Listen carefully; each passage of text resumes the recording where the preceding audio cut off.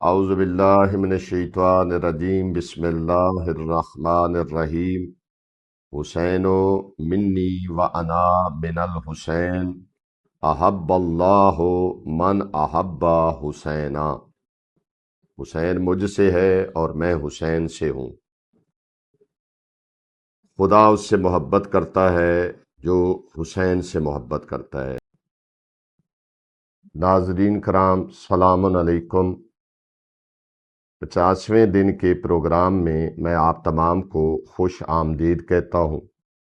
کتاب شہید انسانیت کے 11ویں باب کا آغاز ہو چکا ہے، جس کا عنوان ہے امیر شام کی وفات اور یزید کی تخت نشینی۔ آج کی ویڈیو میں ہم دیکھیں گے کہ امیر شام نے اپنے مرض الموت میں مبتلا ہونے کے بعد آخری وقت میں یزید کو کیا وصیت کی اور سلطنت امویہ کو بچانے کے لیے کن شخصیات سے ہوشیار رہنے کی تاکید کی۔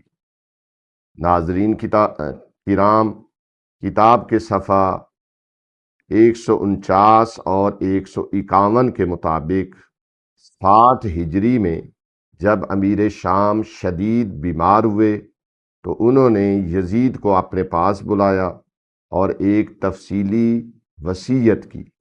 انہوں نے یزید سے کہا کہ میں نے تمہارے لیے تمام انتظامات مکمل کر دیے ہیں اور دشمنوں کو تمہارے آگے جھکا دیا ہے، لیکن اس کے ساتھ ہی انہوں نے یزید کو قریش کی 4 ایسی جلیل القدر شخصیات کا نام لے کر تنبیہ کی جو اس کی حکومت کے لیے خطرہ بن سکتی تھیں۔ انہوں نے کہا کہ مجھے قریش میں سے صرف 4 آدمیوں سے خوف ہے جو تمہاری خلافت کے آڑے آ سکتے ہیں۔ پہلے حسین ابن علی اور چوتھے عبد الرحمن بن ابی بکر۔ امیر شام نے یزید کو نصیحت کی کہ وہ اہل حجاز کے ساتھ نرمی کا برتاؤ کرے اور ان بزرگوں کے اثر و رسوخ کو نظر انداز نہ کرے۔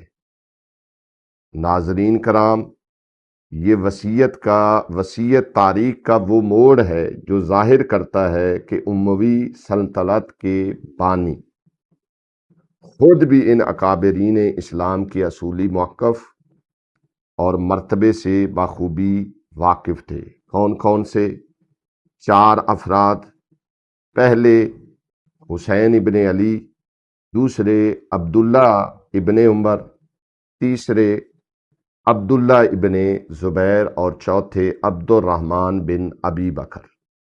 ان 4 لوگوں سے امیر شام نے اپنے بیٹے یزید کو کہا کہ ان 4 سے اپنی خلافت کو بچا کے رکھنا۔